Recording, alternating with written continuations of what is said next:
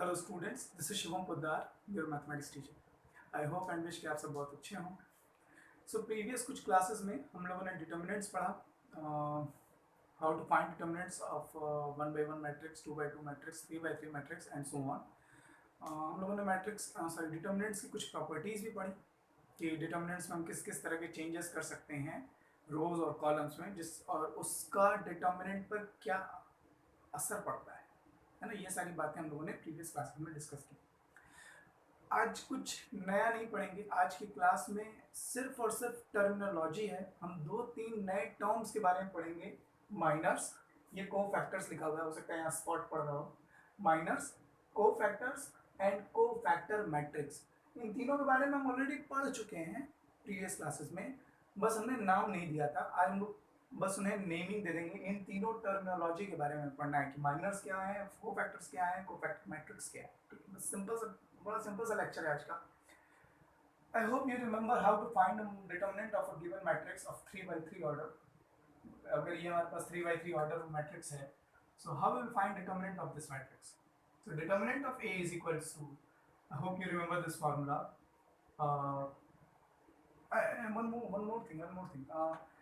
ये भी बताया गया था क्लास में दैट है ना, we can find determinant of a given matrix along any of its rows और एनी ऑफ इट्स कॉलम्स। हम लोग किसी भी रोज और कॉलम के अलोंग डिटर्मिनेंट फाइंड कर सकते हैं। हम फर्स्ट रो के अलोंग भी डिटर्मिनेंट फाइंड कर सकते हैं, हम सेकंड रो के अलोंग भी, थर्ड रो, इसी तरह कॉलम वाइज भी। सो यहाँ मैंने जो फॉर्मूला लिखा है, आई होप आपको समझ में आ रहा हो। ये हमने रो के अलोंग लिखा है, फर्स्ट रो के अलोंग। मैंने इसे फर्स्ट रो के अलोंग अगर हम डिटर्मिनेंट निकाल रहे हैं इस मैट्रिक्स का, इस गिवन मैट्रिक्स का, तो कैसे निकालेंगे, ये लिखा हुआ है। सो क्या लिखते थे हम लोग, जरा सा चेंज है यहाँ पे। ये -1 को इधर लिखा था पिछली बार मैंने, और a11 को इधर लिखा था। बट मैट्रिक्स मल्टीप्लिकेशन कम्यूटेटिव होता है, तो उनको हम ऐसे लिख सकते हैं। Okay, so if you remember this formula, this is first row first column entry, that is a11. This is -1 raised to the power 1 plus 1, whatever is written over here, that is sum of these two digits, 1 plus 1. And then determinant of what? Determinant of deleting, eliminating first row and first column. Determinant of matrix obtained by deleting first row and first column.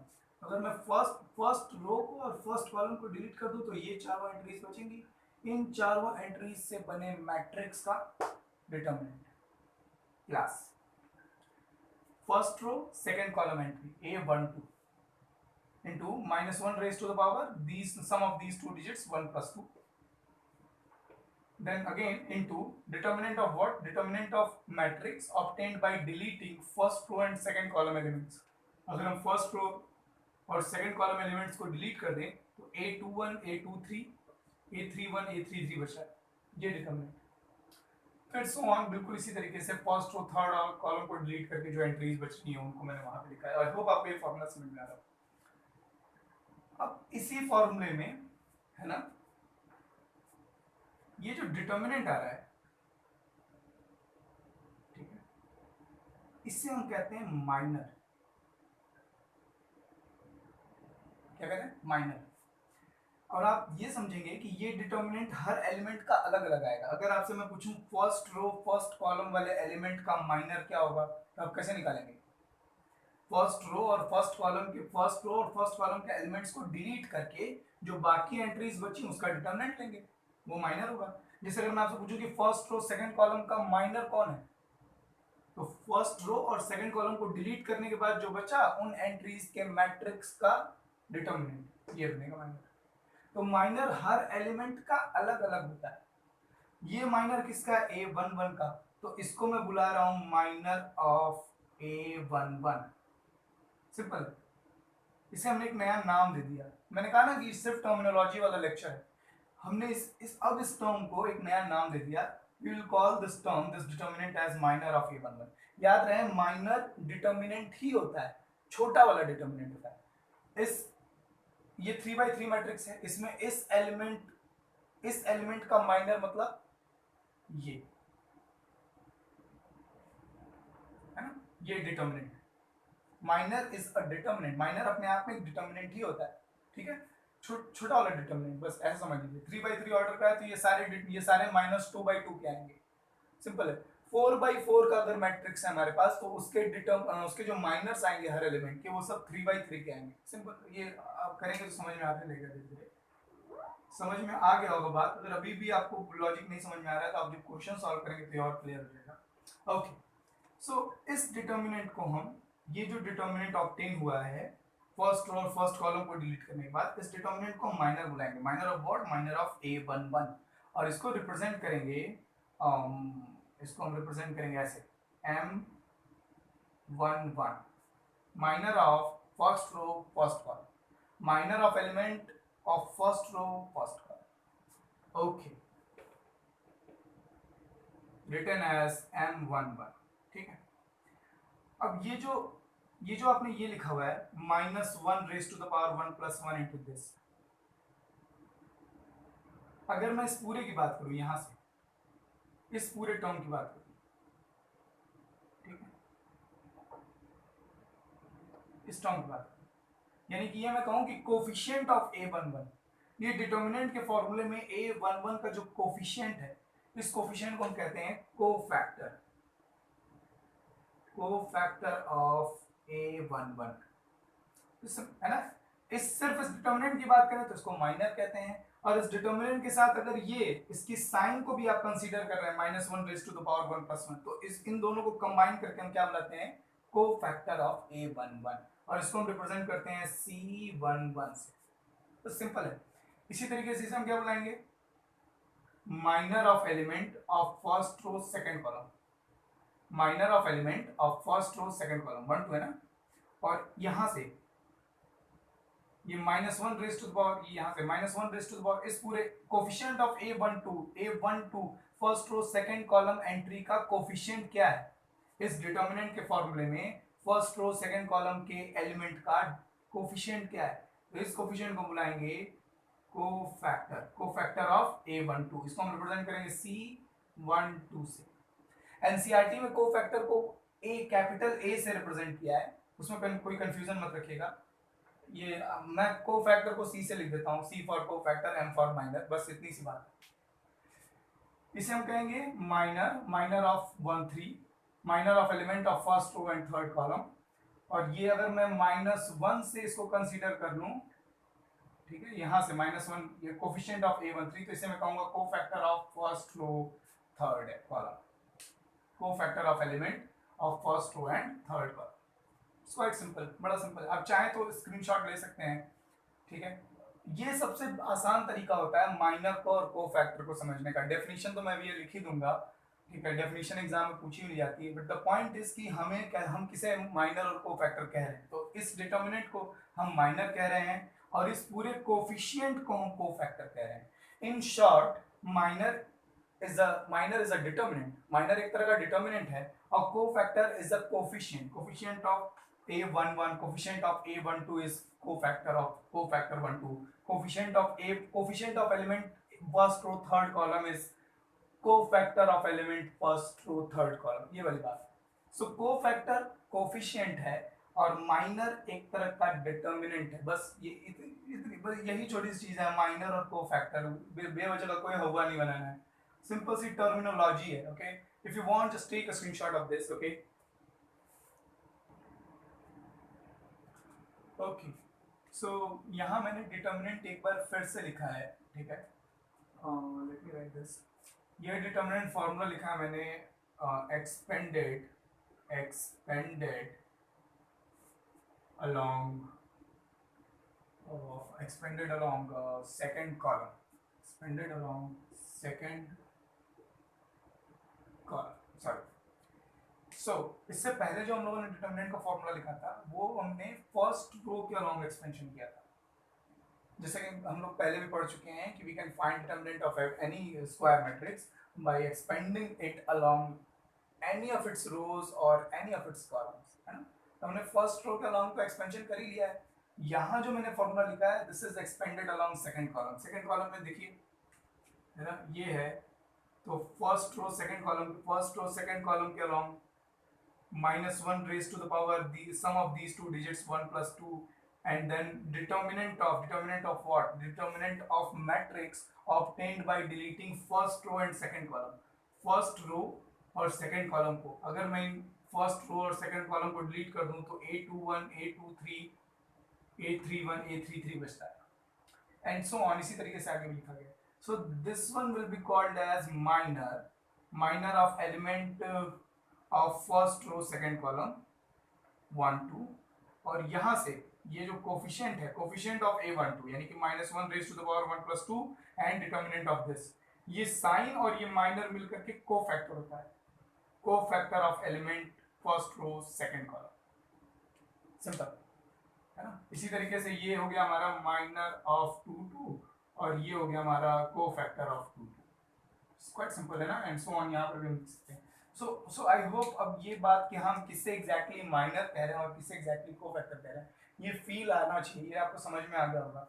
रही बात definition की, वो भी हम लोग कर लेंगे, but है ना, किसे हम माइनर कह रहे हैं और किसे कोफैक्टर कह रहे हैं, ये बिल्कुल क्लीन होना चाहिए। Okay okay, just take a screenshot if you want.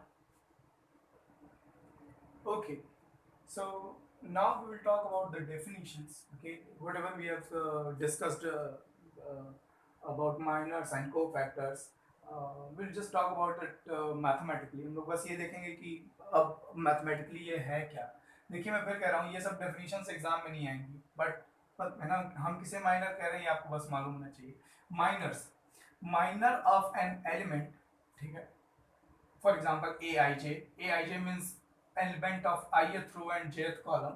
So minor of an element aij of a given determinant, अगर आपको कोई determinant दिया हुआ है तो उस determinant के ith row और jth column के element का minor, इसको इग्नोर कीजिए अभी, is again a determinant obtained by deleting its ith row and jth column of the given determinant।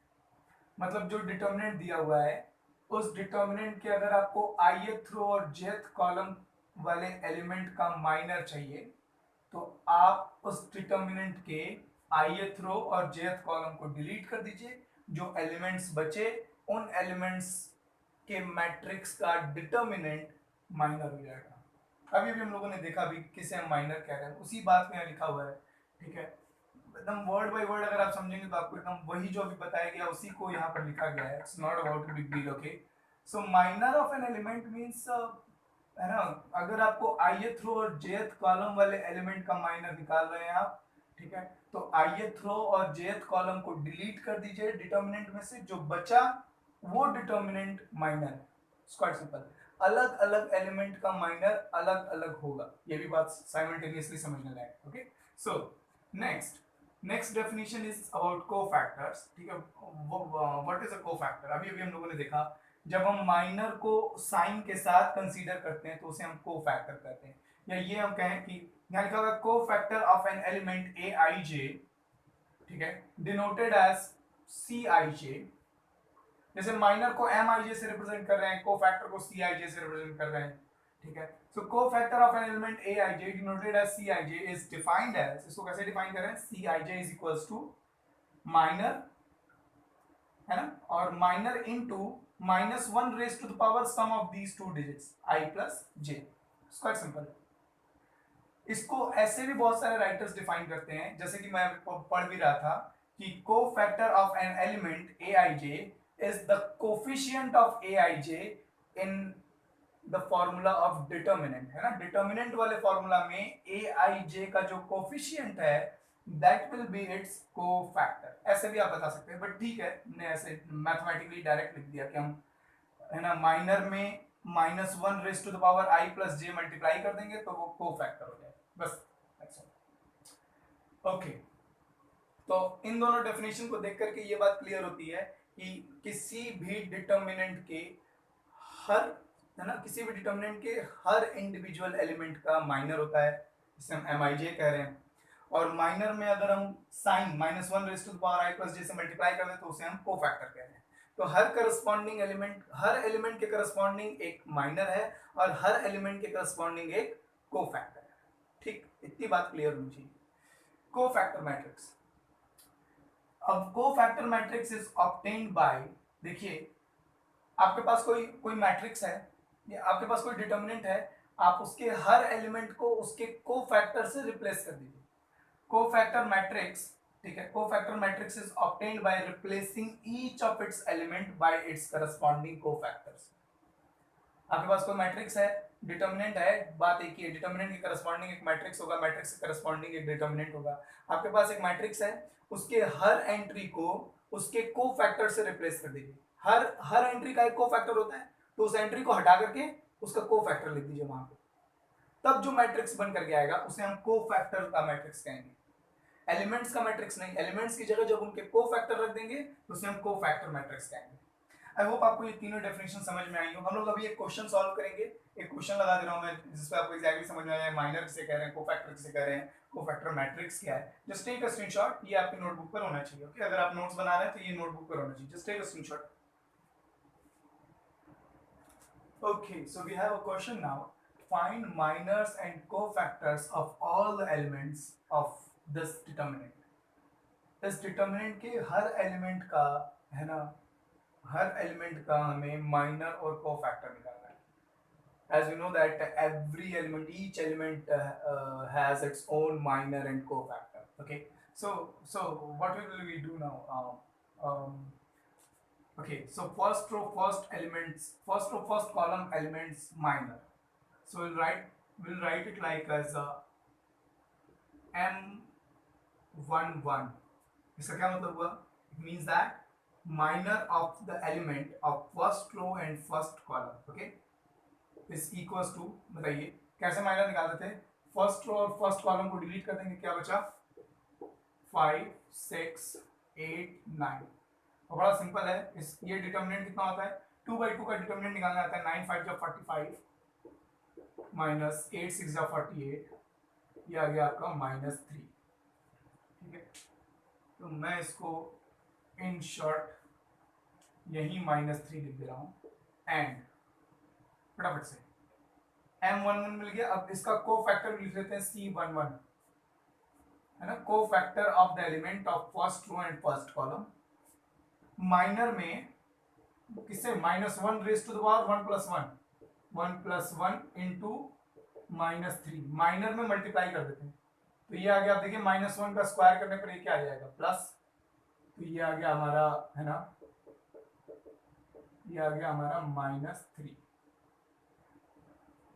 So first row first column का minor, first row first column वाले element का minor और cofactor -3 आ गया। In the same way, I hope अब आपको बात समझ में आ गई होगी। इन द सेम वे M12 हम लोग निकालेंगे फर्स्ट रो सेकंड कॉलम वाले का।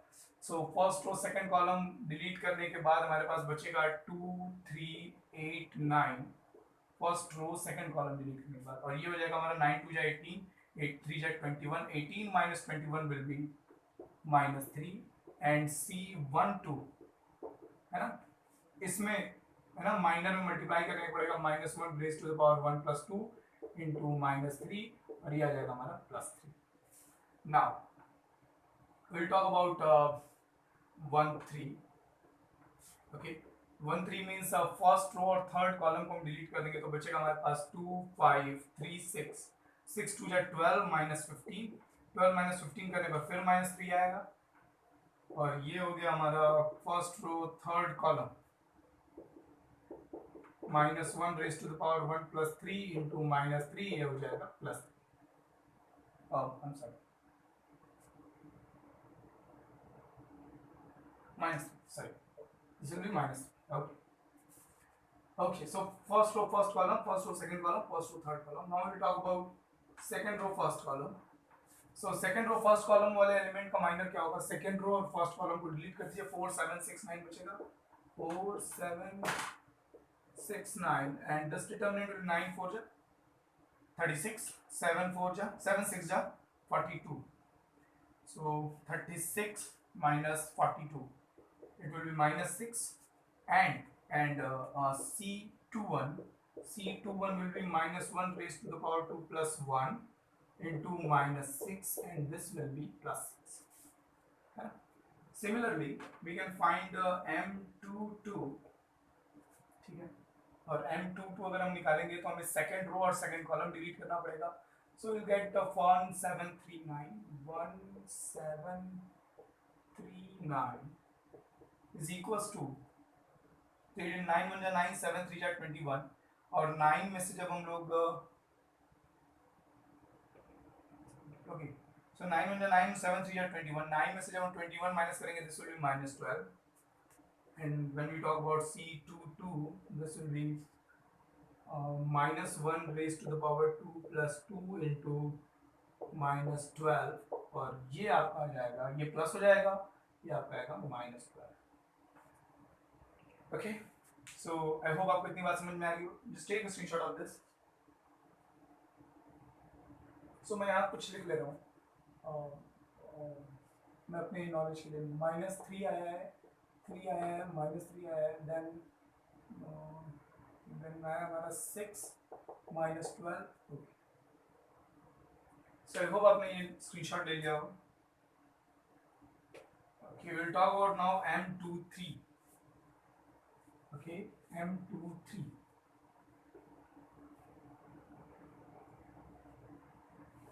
Okay, so we'll talk about now M23 means minor of the element of second row third column। तो आप सेकंड रो और थर्ड कॉलम को डिलीट कर दीजिए। अब देखिए सेकंड रो और थर्ड कॉलम आप डिलीट कर देंगे तो 1 4 3 6 बचेगा। ओके, सो ये आ गया हमारा 6 1 जा 6 और 4 3 जा 12 एंड 6 - 12 विल बी -6, और इसी के साथ C cofactor of element of second row third column will be इससे -1 raised to the power 2 plus 3 से मल्टीप्लाई करना पड़ेगा, ये नेगेटिव आएगा और ये हो जाएगा हमारा +6। और now okay, so now we talk about M31 third row first column. ठीक है, determinant obtained by deleting third row and first column। Third row और फर्स्ट कॉलम डिलीट, 4 7 5 8 बचेगा, 8 4 जा 32, सॉरी 8 4 जा 32 minus 5 7 जा 35, 32 minus 35 will be -3, और simultaneously हम लोग C31 को factor of the element of third row first column निकालेंगे। तो ये आ जाएगा हमारा -1 raise to the power 3 plus 1 into -3, ये प्लस हो जाएगा और ये आ जाएगा हमारा -3। Similarly we can find 3 2 third row and second column. So third row and second column, अगर मैं थर्ड रो और सेकंड कॉलम डिलीट कर दूंगा तो 1 7 2 8 1 7 2 8 है ना, third row second column 1 7 2। Make sure है ना, बहुत अटेंशन की जरूरत है यहाँ पे। ये नहीं कि जल्दी जल्दी में है ना, बार बार आप क्रॉस चेक कीजिए, मेक श्योर कि आपने एकदम सही से जो भी एडिटिंग की, जो भी रोज और कॉलम डिलीट कर रहे हैं आप सही डिलीट कर रहे हैं। और फिर एंट्रीज यहाँ 8 1 जा 8 -14 और 8 -14 will be -6, so C32 will be equals to -1 raised to the power 3 plus 2 into -6, ये हो जाएगा हमारा +6। The process continues and we can find M33 which will be determinant obtained by deleting third row third column. This will be 1 4 2 5 1 4 2 5, 5 1 ja 5 -8, 5 -8 will be -3, and C33 will be equal to -1 raised to the power 3 plus 3 into -3. This will be positive into negative, this will be -3. Okay, okay, 3 6. So this is the complete answer। हमने minus निकाल लिए, हमने को factor निकाल दिए हर उस element के जो इस 3 ऑर्डर के डिटर्मिनेंट में था। ओके, अब एक एडिशनल चीज जो इस क्वेश्चन में नहीं पूछी गई थी, ये okay, just take a screenshot of this. Okay, this is the complete solution of the question whatever we are asked। okay, so now we'll talk about cofactor matrix, जो हमने एक नया टर्म पढ़ा है जो इसमें नहीं, इसमें इस क्वेश्चन में कहा नहीं था कोफैक्टर मैट्रिक्स में, बट हम लोग बनाएंगे। So cofactor matrix, cofactor matrix will be equals to, मैं बस बता रहा हूं, ये जो डिटर्मिनेंट है ना, इस डिटर्मिनेंट के हर एलिमेंट को फर्स्ट रो फर्स्ट कॉलम वाले एलिमेंट का कोफैक्टर आया था। अब अगर आप याद करें -3 आया था। फर्स्ट रो सेकंड कॉलम वाले एलिमेंट का कोफैक्टर आया था +3, और फर्स्ट रो थर्ड कॉलम वाले एलिमेंट का कोफैक्टर आया था -3। Similarly second row first column वाले एलिमेंट का कोफैक्टर आया था 6, सेकंड रो सेकंड कॉलम वाले एलिमेंट का कोफैक्टर था -12 and second row third column वाले एलिमेंट का कोफैक्टर था 6 and so on. This was -3, this was 6 and this was -3.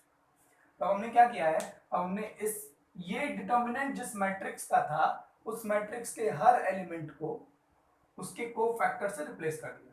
ये जो बना ये हमारा कोफैक्टर मैट्रिक्स है. This is the cofactor matrix. इन सब का यूज है जब हम लोग इनवर्स फाइंड करेंगे मैट्रिक्स का, उन सब में वहां पर इन सारी चीजों का यूज है, इसीलिए हम इन्हें एक नाम दे रहे हैं. ओके, सो आई होप आपको minor, cofactor and cofactor matrix ये तीनों टर्म्स एकदम बखूबी समझ में आ गए होंगे कि एग्जैक्टली किसे कह रहे हैं और कैसे इसे फाइंड करना है. ठीक है, आई डोंट थिंक इस पर और भी ज्यादा डिस्कशन की जरूरत है. Okay, so just write it as what is cofactor matrix. आपको समझ में आ जाएगा कि क्या cofactor matrix.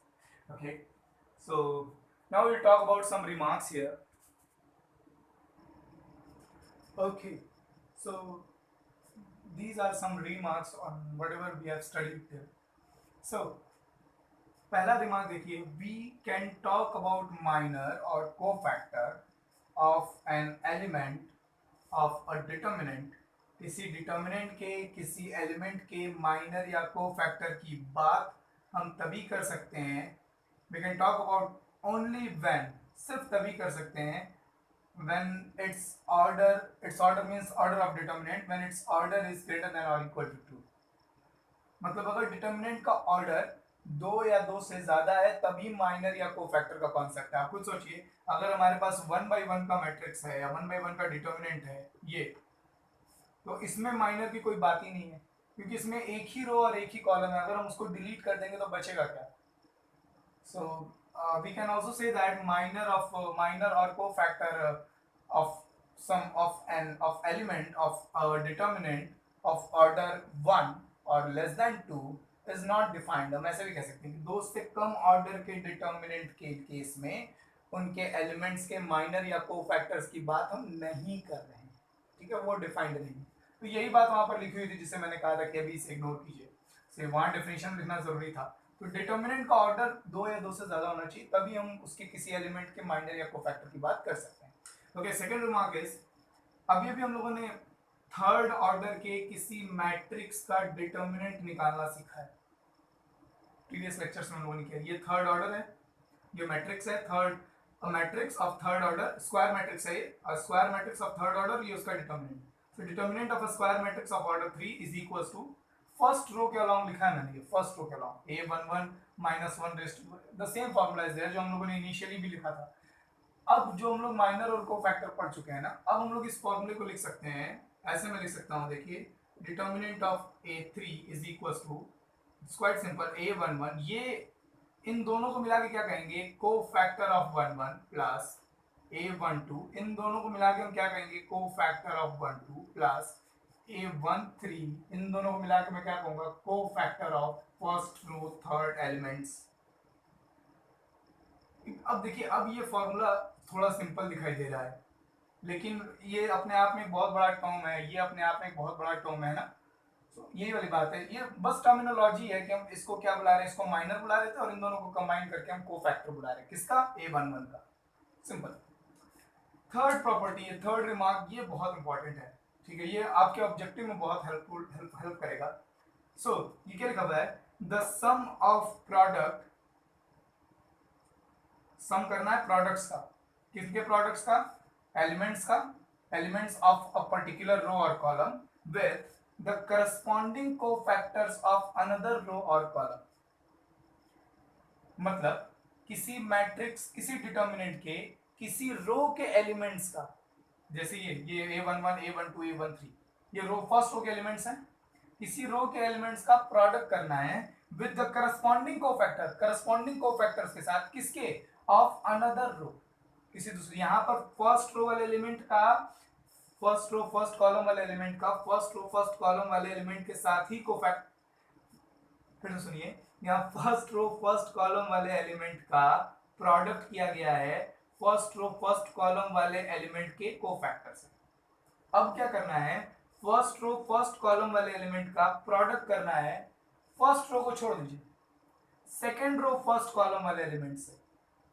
First row second column वाले एलिमेंट का प्रोडक्ट करना है फर्स्ट रो छोड़ दीजिए, सेकंड रो सेकंड कॉलम वाले एलिमेंट्स, मतलब देखिए ये एंट्रीज कहाँ की हैं, ये एंट्रीज है फर्स्ट रो की, और ये कोफैक्टर्स किसके हैं, सेकंड रो के हैं।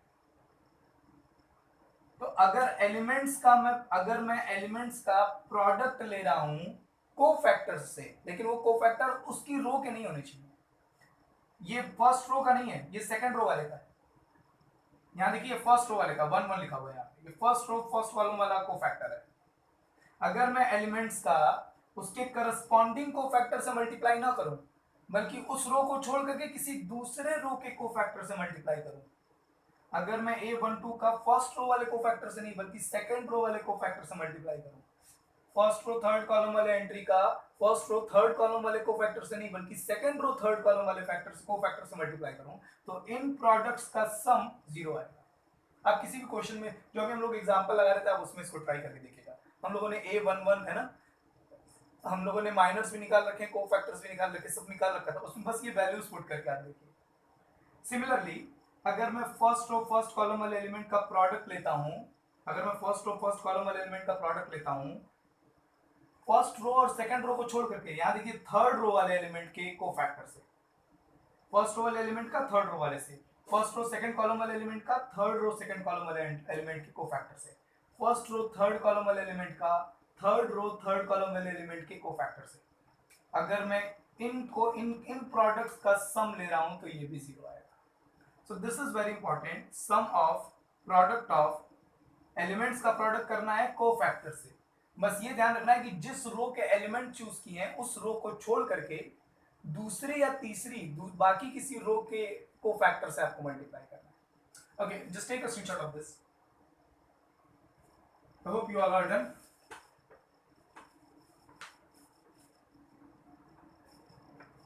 चलिए मैं फटाफट से एक डिस्क्रिप्शन दे दूंगा इसका। A11 और इसका कोफैक्टर क्या होगा, A1, A12, A13, A21, A22, A23, A31, A32। Okay, इसका कोफैक्टर मैं यहाँ लिख दे रहा हूँ, ये मल्टीप्लाई नहीं किया मैंने, बस मैं अलग से लिख दे रहा हूँ, ये मैं मल्टीप्लाई नहीं कर रहा हूँ, ये बस मैं लिख दे रहा हूँ यहाँ पे।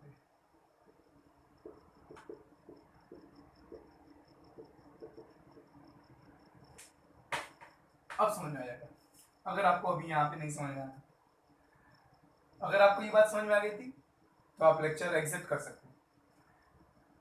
इस एलिमेंट का और इस एलिमेंट का मल्टीप्लाई, फर्स्ट रो के एलिमेंट्स का मल्टीप्लाई फर्स्ट रो के कोफैक्टर से नहीं करना है। फर्स्ट रो के एलिमेंट का मल्टीप्लाई फर्स्ट रो के कोफैक्टर्स को छोड़ करके किसी भी दूसरे रो के कोफैक्टर से, मतलब इसका मल्टीप्लाई इससे कर दीजिए, इसका मल्टीप्लाई इससे कर दीजिए, इसका मल्टीप्लाई इससे कर दीजिए। फर्स्ट रो वाले एलिमेंट का फर्स्ट रो फर्स्ट कॉलम वाले एलिमेंट का सेकंड रो फर्स्ट कॉलम वाले कोफैक्टर से मल्टीप्लाई कर दीजिए, और इन प्रोडक्ट्स का जब आप सम निकालेंगे वो 0 आएगा। यही चीज यहां बताई जाएगी कि जिस रो को या जिस कॉलम को आप चूज कर रहे हैं उसके करस्पॉन्डिंग कोफैक्टर से मत मल्टीप्लाई कीजिए, उस रो या कॉलम को छोड़ के किसी दूसरे रो या कॉलम के कोफैक्टर से मल्टीप्लाई करेंगे तो सम 0 आएगा। आई होप आपको बातें सब समझ में आई होंगी। कुछ एग्जाम्पल सॉल्व कीजिए एनसीईआरटी से, या जो भी टेक्स्ट बुक आपके पास हो, जो भी एडिशनल बुक्स आपके पास हो, ठीक है। आप 1-2 क्वेश्चन लगाएंगे तो ये बातें एकदम क्लियर हो जाएंगी। इसमें कुछ ऐसा बहुत हुआ चीज़ नहीं है जो नहीं समझ में आए। मैंने अपनी ओर से एक बेस्ट एफर्ट डाला है कि आपको बिल्कुल समझ में आ जाए बातें, ठीक है। अगर फिर भी किसी को कोई प्रॉब्लम हो तो ज़रा आप एक बार बुक पढ़िए, एक बार कुछ क्वेश्चंस लगाइए, तब भी नहीं समझ में आए कमेंट कर दीजिए, मैं एक बार फिर से लेक्चर दे दूँगा। आई होप आपको बातें सारी समझ में आई हो। नोट्स बना लीजिएगा, खूब खुश रहिए, खूब मेहनत